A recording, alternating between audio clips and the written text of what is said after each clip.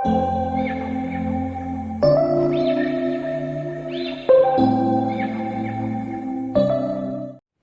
Students, welcome to aptitude वाला maths.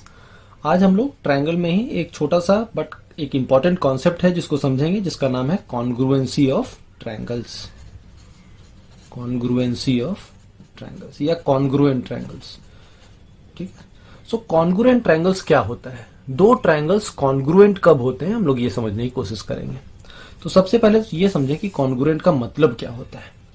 सो congruent का मतलब ये होता है कि सपोज आपने एक ट्रायंगल ड्रॉ किया ABC, ठीक है, ओके, एक ट्रायंगल ड्रॉ किया ABC। अब इसी का एकदम फोटोकॉपी, इसका कार्बन कॉपी आप ड्रॉ कर दे, मतलब जितना AB था उतना ही आप एक PQ ड्रॉ कर ले, जितना ये एंगल है उतने ही एंगल पे यहां से QR ड्रॉ कर लें, और जितना AC है उतना ही PR हो जाए। तो हम कह सकते हैं कि दोनों ट्रायंगल क्या हो जाएगा? कॉन्ग्रुएंट हो जाएगा। मतलब कहने का ये मतलब कि दो ट्रायंगल कॉन्ग्रुएंट तभी होगा जब दोनों एक दूसरे का कार्बन कॉपी होगा। कॉमन सेंसिकली, ज्योमेट्रिकली, जब एक ट्रायंगल के तीनों साइड दूसरे ट्रायंगल के तीनों साइड के बराबर हो जाए तो दोनों ट्रायंगल क्या होगा? कॉन्ग्रुएंट हो जाएगा।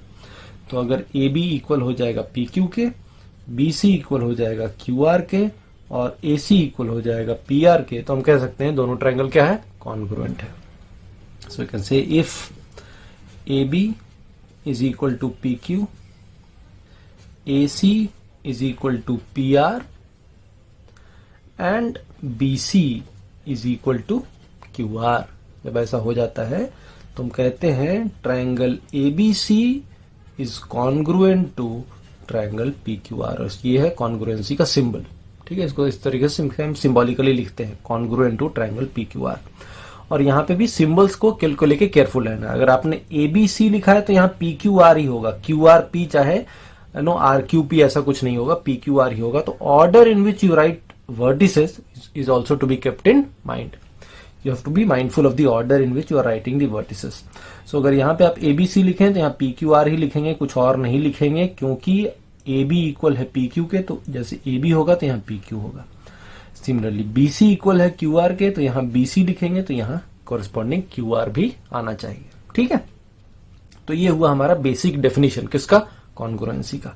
और जब ट्रायंगल कॉन्ग्रुएंट होते हैं तो एंगल भी इक्वल हो जाते हैं। तो एंगल भी एंगल Q के इक्वल हो जाएगा, एंगल A एंगल P के इक्वल हो जाएगा, एंगल C एंगल R के इक्वल हो जाएगा। और ये तो जाहिर सी बात है, जब एकदम एग्जैक्ट कार्बन कॉपी है तो सारे एंगल्स भी क्या होंगे? इक्वल ही होंगे। और जब सारे एंगल्स इक्वल होते हैं तो ट्रायंगल क्या कहलाता है? सिमिलर कहलाता है। सो ये भी कह सकते हैं कि two congruent triangles are always similar. दो कॉन्ग्रुएंट ट्रायंगल हमेशा सिमिलर होंगे, लेकिन दो सिमिलर ट्रायंगल हमेशा कॉन्ग्रुएंट हो ऐसा जरूरी नहीं है। उस कॉन्ग्रुएंट सिमिलर ट्रायंगल कॉन्ग्रुएंट तभी होंगे जब कॉरेस्पॉन्डिंग साइड का रेशियो 1:1 आएगा। ठीक है, सो दोनों ट्रायंगल सिमिलर और AB और PQ का रेशियो 1:1, तो इसका मतलब दोनों ट्रायंगल क्या हो जाएगा? सिमिलर, कॉन्ग्रुएंट भी हो जाएगा। तो सिमिलर ट्रायंगल्स कॉन्ग्रुएंट तभी होंगे जब साइड्स का रेशियो, कॉरेस्पॉन्डिंग साइड्स का रेशियो 1:1 आए। लेकिन दो कॉन्ग्रुएंट ट्रायंगल हमेशा क्या होगा? सिमिलर होगा। ठीक है, ओके। तो ये तो बेसिक डेफिनेशन हुई, एक बेसिक एक अंडरस्टैंडिंग हुई किसकी? कॉन्ग्रुएंट ट्रायंगल्स का। नाउ किसी क्वेश्चन में हमें ये कैसे समझ में आएगा कि दो ट्रायंगल कॉन्ग्रुएंट बन रहे हैं, ये हमें समझना पड़ेगा। तो there are different ways to prove that two triangles are congruent. So और ये आप लोग जानते भी होंगे, पढ़े भी होंगे स्कूल में, मेथड्स टू प्रूव कॉन्ग्रुएंसी।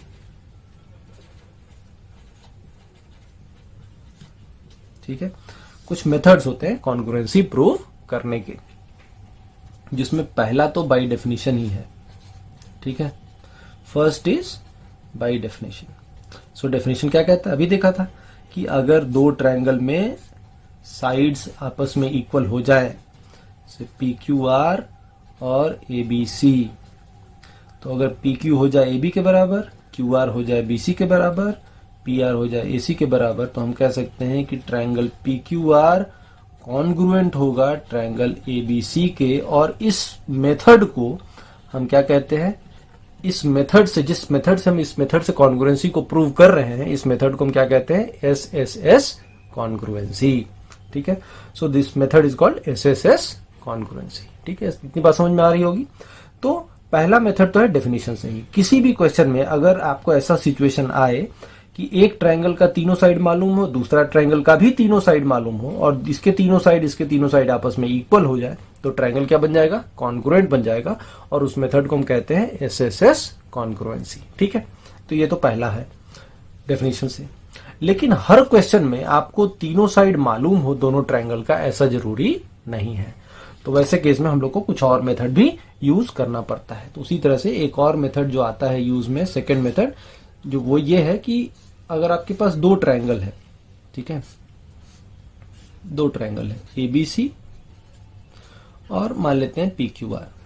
ठीक है, नाउ अगर AB और PQ इक्वल हो जाए और AC और PR इक्वल हो जाए, ठीक है, so if AB is equal to PQ, AC is equal to PR, और इन दोनों साइड के बीच का एंगल, इधर के दोनों साइड के बीच का एंगल भी आपस में बराबर हो जाए, angle A is equal to angle P, then also we can say that triangle ABC is congruent to triangle PQR।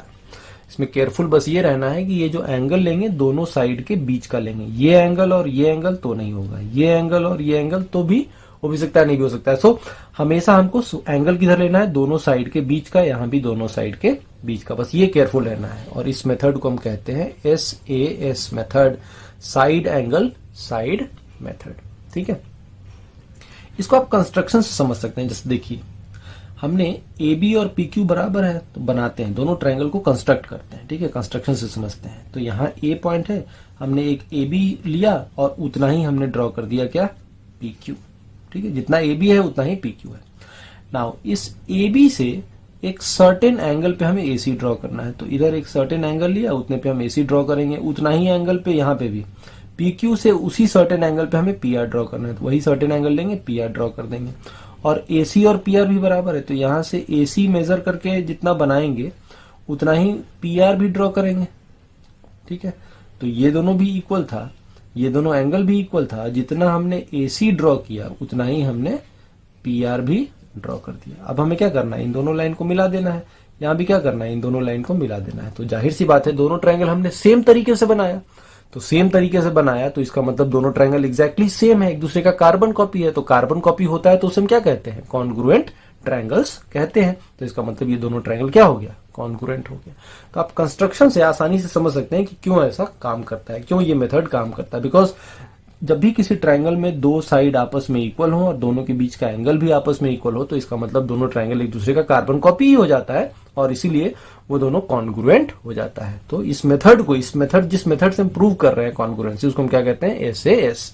और जब कॉन्ग्रुएंट हो जाता है तो इसका मतलब है कि तीसरा साइड भी अपने आप इक्वल हो जाएगा, तो BC और QR भी क्या हो जाएगा? इक्वल ही हो जाएगा। ऐसा नहीं है कि इसमें सिर्फ दो ही साइड इक्वल रहेगा, तीसरा साइड भी इक्वल होगा। कॉन्ग्रुएंसी का मतलब एक ही होता है कि इसके तीनों साइड और इसके तीनों साइड आपस में इक्वल है। ऐसा नहीं है कि इसके दो ही साइड इक्वल है। जब कॉन्ग्रुएंट प्रूव हो गया तो इसका मतलब तीसरा साइड भी आपस में क्या हो जाएगा? इक्वल हो जाएगा। ये जो हम SAS कह रहे हैं, ये सब अलग अलग तरीके हैं कॉन्ग्रुएंसी प्रूव करने के, लेकिन तरीका अलग अलग होगा, लेकिन हम प्रूव तो एक ही चीज कर रहे हैं, क्या? कि ट्रायंगल्स क्या है? कॉन्ग्रुएंट है। तो कॉन्ग्रुएंट ट्रायंगल होना चाहिए।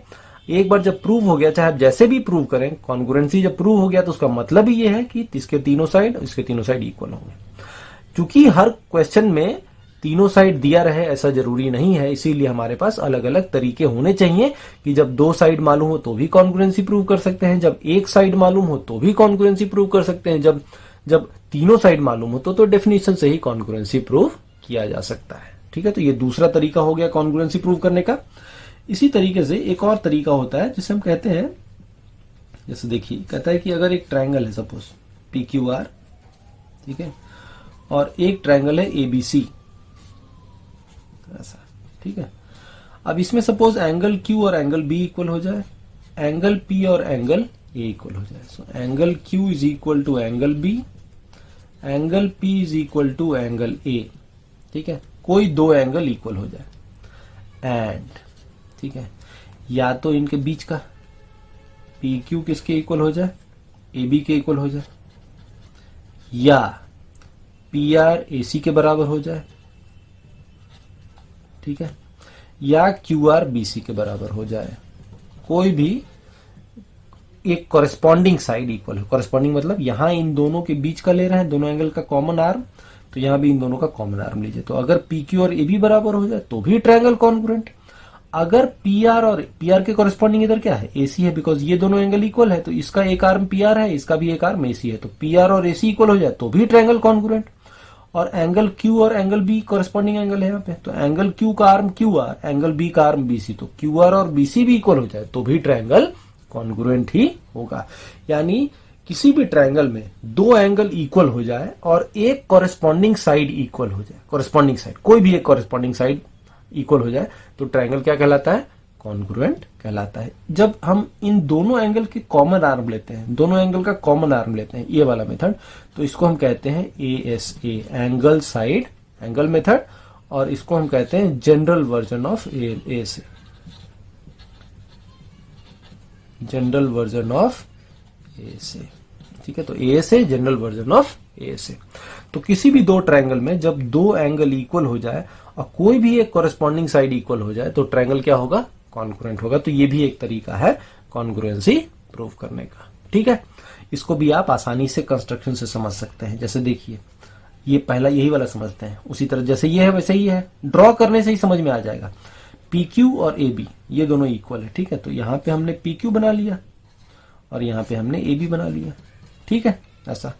अब एंगल पी क्यू से एंगल, इतने एंगल पे हमें पी आर ड्रॉ करना है, ए बी से भी सेम एंगल पे हमें ए सी ड्रॉ करना है। तो यहां से हम एक एंगल मेजर कर लेंगे। ये अगर ये सपोज ये थीटा है तो ये भी थीटा है, तो ये थीटा एंगल यहां भी ड्रॉ किया, थीटा एंगल यहां भी ड्रॉ किया। ठीक है, और यहां से एक ऐसे लाइन ड्रॉ कर देंगे, यहां से भी ऐसे एक लाइन ड्रॉ कर देंगे। ठीक है, उसी तरीके से ये दोनों एंगल भी इक्वल है। सपोज ये अल्फा है तो ये अल्फा है, तो क्यू पे अल्फा एंगल बनाना है, तो क्यू पे हमने एक अल्फा एंगल बना लिया।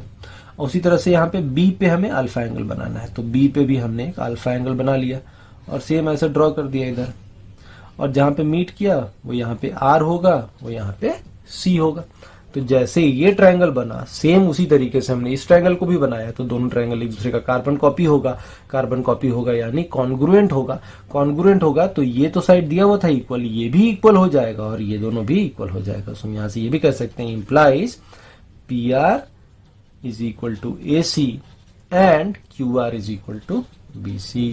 क्यू आर भी किसके बराबर हो जाएगा, बी सी।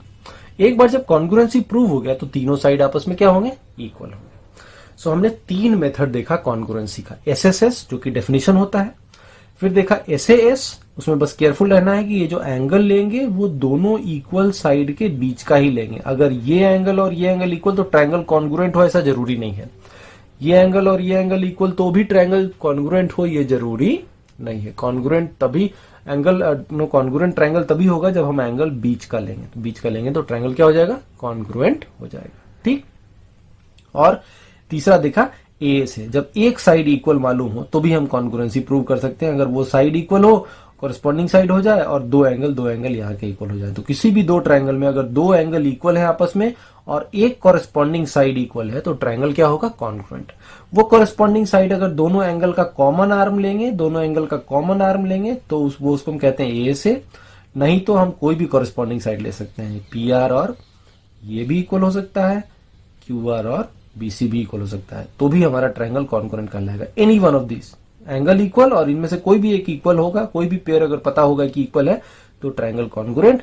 ये है तो उसे हम कहते हैं ए से, ये दोनों है तो हम कहते हैं जनरल वर्जन ऑफ ए से। बट हमारे पास तीन मेथड होता है कॉन्ग्रुएंसी प्रूव करने का। ठीक है, इसके अलावा राइट एंगल ट्रायंगल के लिए हमारे पास एक और केस होता है जो स्पेशल केस है असल में एसएएस का ही, जिसको हम कहते हैं आरएचएस।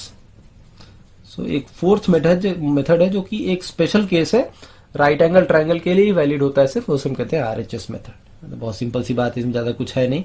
अगर आपके पास दो ट्रायंगल है ऐसा, ठीक है, एबीसी एंड पीक्यूआर, ठीक है, ये एंगल हो गया ऐसा 90 डिग्री। दो ट्रायंगल में राइट एंगल ट्रायंगल है, दोनों का एक एक एंगल तो 90 होगा। आरएचएस तो राइट एंगल, तो इसका राइट एंगल इसका राइट एंगल इक्वल। एच मतलब हाइपोटेन्यूस, मतलब इसका हाइपोटेन्यूस और इसका हाइपोटेन्यूस भी इक्वल। एंड एस का मतलब साइड, तो कोई भी एक साइड, तो सपोज अगर बीसी और क्यूआर इक्वल है तो किसी भी दो राइट एंगल ट्रायंगल में अगर हाइपोटेन्यूज इक्वल हो और एक और साइड भी आपस में इक्वल हो तो जाहिर सी बात है कि पाइथागोरस थ्योरम से ए बी और पी क्यू भी क्या हो जाएगा, इक्वल हो जाएगा। तो इसके तीनों साइड आपस में इक्वल हो जाएंगे, यानी ट्रायंगल क्या बन जाएगा, कॉन्ग्रुएंट बन जाएगा। तो यही है, तो सिंपल सी बात है, इसमें ज्यादा कुछ है नहीं। If A C is equal to P R and B C is equal to Q R, और एंगल बी और एंगल क्यू तो 90 डिग्री है ही है, तो भी हम कह सकते हैं कि triangle A B C congruent to triangle P Q R, and this method of proving congruency is called RHS congruency. ठीक है, सो ये सब अलग अलग टाइप का कॉन्ग्रुएंसी नहीं है, कॉन्ग्रुएंसी का एक ही मतलब होता है, बस ये सब अलग अलग तरीके हैं प्रूव करने के कि ट्रायंगल्स कॉन्ग्रुएंट है या नहीं है। ठीक, तो यही छोटा सा कॉन्सेप्ट था हमारा कॉन्ग्रुएंसी का। कॉन्ग्रुएंसी का मतलब दोनों ट्रायंगल एक दूसरे का कार्बन कॉपी, इसको प्रूव करने के अलग अलग तरीके होते हैं। तीनों साइड मालूम है तो डेफिनेशन से, दो साइड मालूम है तो SAS से, एक साइड मालूम है तो AA से या जनरल वर्जन ऑफ ASA से, राइट एंगल ट्रायंगल है तो आप RHS मेथड भी यूज कर सकते हैं। ठीक है, हम लोगों ने ये भी समझा कि क्यों SAS मेथड काम करता है, क्योंकि जब हम ट्रायंगल कंस्ट्रक्ट करते हैं तो हम देखते हैं कि दोनों हम एक ही चीज बना रहे हैं। ASA में भी देखा, दोनों ट्रायंगल हम एक ही तरीके से बना रहे हैं, तो दोनों सिमिलर एक ही जैसा ही ट्रायंगल बनेगा, एकदम सेम ट्रायंगल बनेगा, तो कॉन्ग्रुएंट ही होगा। ठीक है, ओके, तो एक छोटा सा कॉन्सेप्ट था ये कॉन्ग्रुएंसी ऑफ ट्रायंगल्स। इस पे बेस्ड बहुत ज्यादा क्वेश्चंस तो नहीं नो डायरेक्टली बनते हैं, ये सबका एप्लीकेशन आपको अलग अलग क्वेश्चन में मिलेगा। जैसे कभी नो क्वाड्रिलेटरल में इसके एप्लीकेशंस मिल जाएंगे, सर्कल में इसके एप्लीकेशन आपको देखने को मिलेंगे, बट फिर भी चूंकि हम लोगों ने एक कॉन्सेप्ट डिस्कस किया है कॉन्ग्रुएंसी ऑफ ट्रायंगल, तो इस पे बेस्ड कुछ छोटे छोटे क्वेश्चंस हम लोग करते हैं। ठीक है, so let us discuss some questions जो जहां पे कॉन्ग्रुएंसी यूज में आएगा। ठीक है, ओके, सो एक पहला क्वेश्चन कहता है सी देयर इज अ क्वाड्रिलेटरल। ठीक है, ऐसा एक क्वाड्रिलेटरल दे रखा है ABCD। ठीक है, इसका मिड पॉइंट है M, ये दोनों इक्वल है, इसका मिड पॉइंट है N, ये दोनों भी इक्वल है, इन दोनों को मिलाया गया है और ये भी 90 डिग्री है, ये भी 90 डिग्री है, ऐसा कह रहा है। ठीक है, फिर कहता है if AD is equal to 10 centimetre, AB is equal to 15 centimetre, CD is equal to 30 centimetre, find BC। ठीक है, सो AD दे दिया 10, AB कितना दिया 15, तो ये टोटल है 15, CD कितना है 30। तो क्वाड्रिलेटरल के तीनों साइड दे दिया, चौथा साइड आपको निकालना है कि इसकी वैल्यू क्या होगी। ठीक है, ये क्वेश्चन है। अब इसको सॉल्व करते हैं। ओके, नाउ अगर आप इसमें अगर आप इसको मिला दें, ऐसे देखिए, यहां से एक लाइन ड्रॉ कर दें एक्स्ट्रा और यहां से एक लाइन ड्रॉ कर दें। ठीक है, क्योंकि हमको ट्रायंगल तो बनाना पड़ेगा ना, कॉन्ग्रुएंसी प्रूव करना है तो ट्रायंगल तो बनाना पड़ेगा। अभी तो कोई ट्रायंगल नहीं था तो हमने ऐसा बना दिया ट्रायंगल निकालने के लिए। ओके, नाउ इसमें देखिए ये 90 है टोटल, ऐसे समझिए, ये जैसे जितना ये साइड है उतना ही ये साइड है, और ये साइड दोनों ट्रायंगल, इस वाले ट्रायंगल में जैसे दो ट्रायंगल हम कौन सा ले रहे हैं, ट्रायंगल DMN और ट्रायंगल CMN। ठीक है, DMN CMN दोनों में ये 90 तो 90 हो गया। ठीक है, ये यानी ये एंगल और ये एंगल इक्वल, ये साइड दोनों में कॉमन और ये साइड इक्वल, यानी ये दोनों ट्रायंगल क्या बन गया, कॉन्ग्रुएंट बन गया। SAS मेथड से, किस मेथड से प्रूव कर रहे हैं, SAS मेथड से प्रूव कर रहे हैं कि दोनों ट्रायंगल क्या है, कॉन्ग्रुएंट है। अगर दोनों ट्रायंगल कॉन्ग्रुएंट है तो जितना ये होगा उतना ही क्या होगा, ये भी होगा। ठीक है, जितना ये होगा उतना ही ये भी होगा। ठीक, ये भी समझ में आ रहा है। जितना ये एंगल होगा उतना ही क्या होगा, ये एंगल भी होगा, ये भी समझ में आ रहा है। अगर ये थीटा तो ये भी थीटा, क्योंकि जब ट्रायंगल्स कॉन्ग्रुएंट होते हैं तो सिमिलर भी होते हैं, सिमिलर होंगे मतलब एंगल्स भी क्या होंगे, इक्वल होंगे। ये टोटल था 90 में से थीटा निकल गया, तो ये पार्ट कितना हो जाएगा, 90 माइनस थीटा। उसी तरह से ये टोटल 90 में से थीटा निकल गया, तो ये पार्ट कितना होगा, 90 माइनस थीटा। समझ में आ रहा है। Now consider triangle AMD and triangle BMC। कौन सा, AMD ये ट्रायंगल, BMC ये ट्रायंगल, इन दोनों ट्रायंगल में देखिए ये साइड और ये साइड इक्वल, ये साइड और ये साइड इक्वल, बीच का एंगल 90 माइनस थीटा, बीच का एंगल 90 माइनस थीटा, यानी कि ये दोनों ट्रायंगल भी कॉन्ग्रुएंट है किस मेथड से? SAS, side angle side, side angle side. ठीक है, दोनों ट्रायंगल क्या है? कॉन्ग्रुएंट है। So can say triangle AMD is congruent to triangle BMC। ठीक है, ये दोनों ट्रायंगल आपस में कॉन्ग्रुएंट है, तो जब कॉन्ग्रुएंट हो गया तो ये दोनों साइड भी इक्वल हो जाएगा। तो अगर ये 10 है तो इसका मतलब ये भी कितना होगा? 10 ही सेंटीमीटर होगा। ये जो 10 है तो ये भी कितना हो जाएगा? 10 हो जाएगा, क्योंकि कॉरेस्पॉन्डिंग साइड इक्वल हो जाता है कॉन्ग्रुएंट पे। तो ये 10 है तो ये भी 10 ही होगा। तो हमारा आंसर कितना हो जाएगा? BC is equal to 10 centimetre. This is our answer. ठीक है, सो ये किस पे बेस्ड था? कॉन्ग्रुएंसी ऑफ ट्रायंगल पे ही बेस्ड एक क्वेश्चन था। ठीक है, समझ में आया होगा? Okay, let us take one more question. Okay, इसमें कहता है there is a quadrilateral like this, ऐसा ABCD एक क्वाड्रिलेटरल है। इसमें से एक लाइन ड्रॉ किया हुआ है इन दोनों को।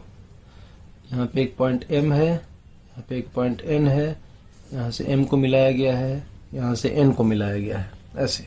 ठीक है, ओके।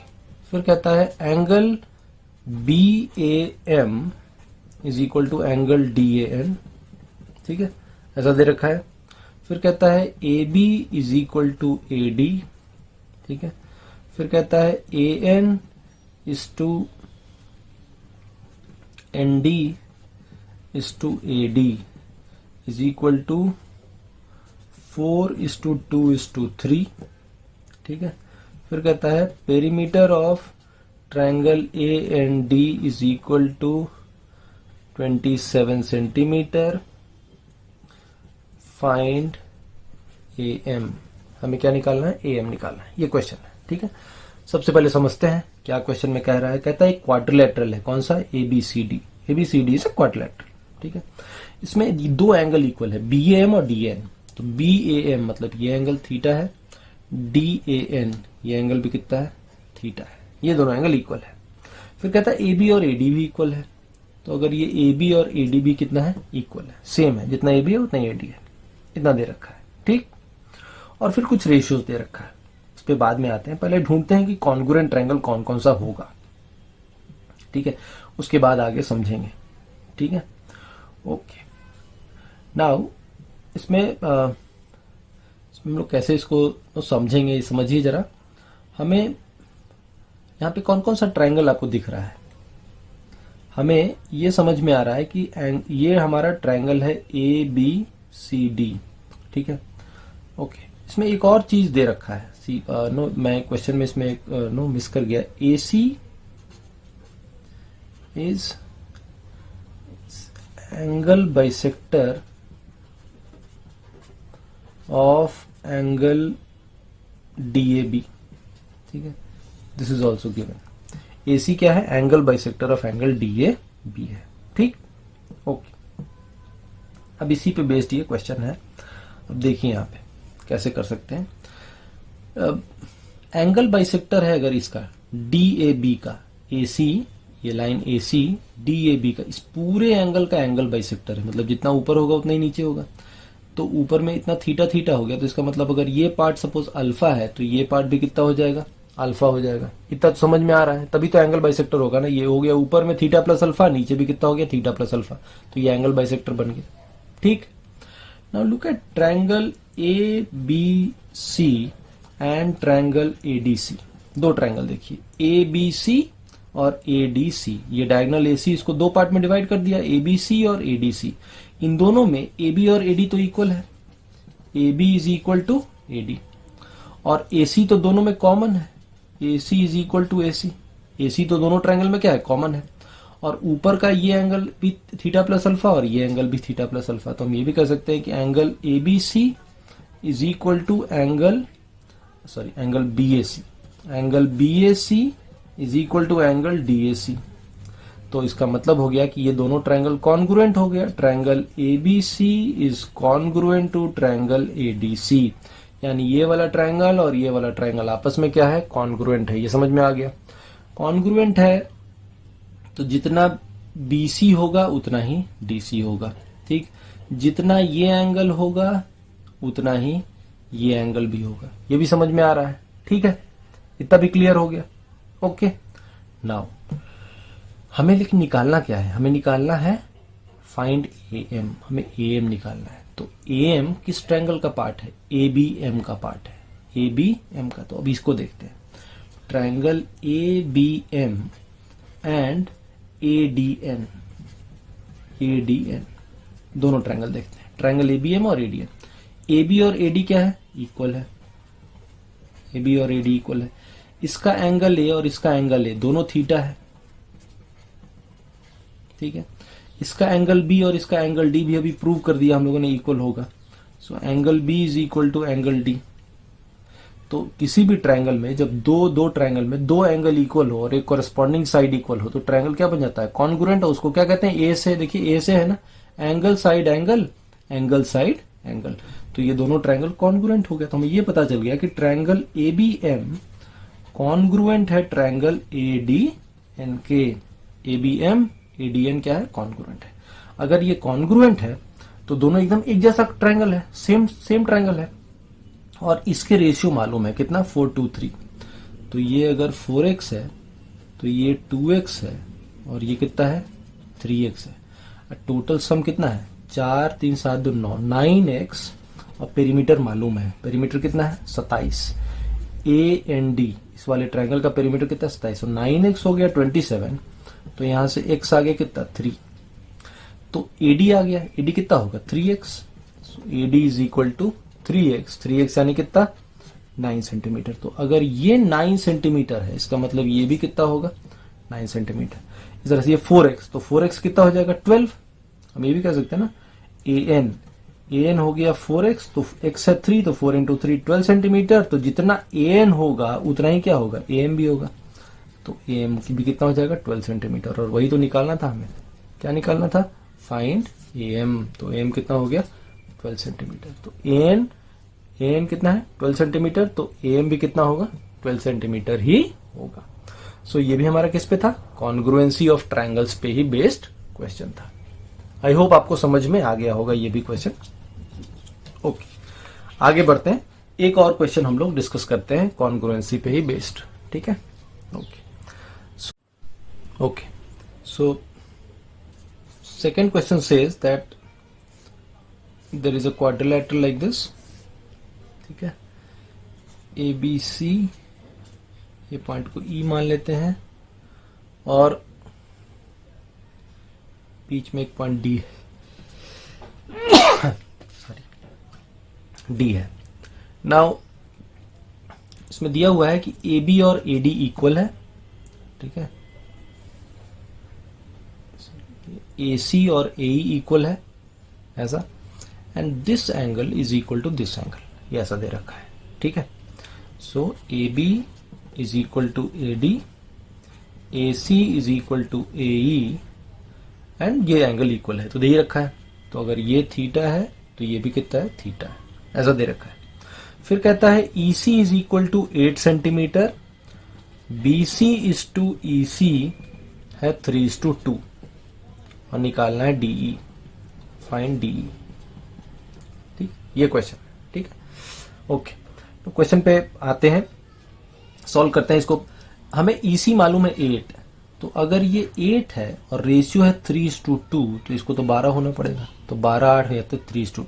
तो अगर ये 8 है तो ये BC पूरा कितना होगा, 12 होगा। इतनी बात समझ में आ रही है, ठीक है। ओके, नाउ निकालना DE है। D और E तो कनेक्टेड है नहीं, तो पहले D और E को मिलाते हैं, हमें DE निकालना है, ठीक है। अब हमें कॉन्ग्रुएंसी देखना है, कॉन्ग्रुएंसी पे बेस्ड है। आपको थोड़ा सा लग्जरी तो है इस क्वेश्चन में, आपको पता है कि कॉन्ग्रुएंसी पे बेस्ड है। तो अब हमें D देख निकालना है, तो D किसी ट्रायंगल का साइड होना चाहिए तभी तो होगा। तो किस ट्रायंगल में D आएगा, ADE में आ सकता है, तो ट्रायंगल ADE ले ले। और हमने यहाँ BC निकाला 12, तो हो सकता है BC भी हो। तो BC किस ट्रायंगल का पार्ट है, ABC का पार्ट है। तो ट्रायंगल ABC और ट्रायंगल ADE को कंपेयर करते हैं। ट्रायंगल कैसे डिसाइड किया, D निकालना है, तो D किस किस ट्रायंगल का पार्ट है, ADE का, तो ADE ले लिया। BC अभी निकाला 12, BC किस ट्रायंगल का पार्ट है? ABC का, तो ABC ले लिया। अब दोनों को कंपेयर करते हैं। इसका AD और इसका AB, ये दोनों तो इक्वल है, क्वेश्चन में ही दे रखा है AB और AD इक्वल है, तो ये दोनों इक्वल हो गया, AB is equal to AD, ठीक है। देन इसका AE, ठीक है, और इसका AC, ये दोनों देखिए, ये क्वेश्चन में ही दे रखा है कि AE और AC भी क्या है? इक्वल है, तो दीज टू आर गिवन, ये तो क्वेश्चन में ही दे दिया है, ठीक है, ये दोनों तो इक्वल हो गया। नाउ जब दो ट्रायंगल में दो साइड मालूम है तो दोनों के बीच का अगर एंगल मालूम हो जाए तो ऐसे कॉन्ग्रुएंट प्रूव कर देंगे। अब देखिए इसमें ADE में AD और AE दो साइड लिया, कौन सा? AD और AE, तो बीच का एंगल ये वाला है, ठीक है। तो अगर हम इस बीच वाले को अल्फा मान लें तो ये एंगल कितना हो जाएगा? एंगल एंगल EAD, फिर से लिख देता हूं, एंगल EAD, ये टोटल कितना हो गया? Theta plus alpha. समझ में आ रहा है? Theta plus alpha. नाउ इसमें देखिए AB और AC लिया था, तो AB और AC बीच का एंगल कितना है? Theta plus alpha. So angle angle BAC भी कितना है? Theta plus alpha. यानी कि इन दोनों ट्रायंगल में दो साइड इक्वल और बीच का एंगल भी इक्वल, तो इसका मतलब है कि दोनों ट्रायंगल क्या होगा? कॉन्ग्रुएंसी। हमने कैसे प्रूव किया कॉन्ग्रुएंसी? SAS मेथड से प्रूव किया कॉन्ग्रुएंसी। इसका मतलब सारे साइड्स कॉरेस्पॉन्डिंग साइड इक्वल होगा, तो AD हो गया AB के बराबर, AE हो गया AC के बराबर, तो DE किसके बराबर होगा? BC के बराबर होगा। सो DE हो जाएगा किसके बराबर?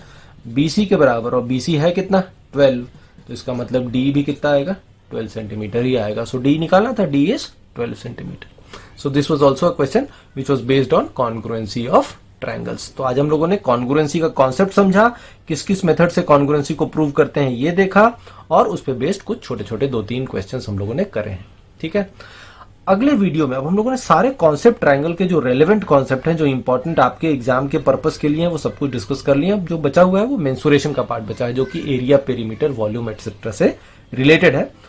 तो वो क्या क्वेश्चंस होंगे वो हम लोग थोड़ा कॉन्सेप्ट समझेंगे, एरिया कैसे निकालते हैं, और एरिया पेरीमीटर, वॉल्यूम तो 3D में आएगा, एरिया पेरीमीटर से रिलेटेड, और एरिया पे बेस्ड कैसे कैसे क्वेश्चंस होंगे, क्या क्या फॉर्मूला होता है, उन फॉर्मूला को कैसे डिराइव किया जाता है, वो सब कुछ हम लोग आगे के कुछ वीडियोस में देखेंगे। तो अगले 3-4 वीडियोस में आपका ट्रायंगल्स का पूरा कॉन्सेप्ट खत्म हो जाएगा। उसके बाद हम लोग नया ज्योमेट्रिक शेप शुरू करेंगे जो होगा क्वाड्रिलैटरल, ठीक है। Thank you all of you.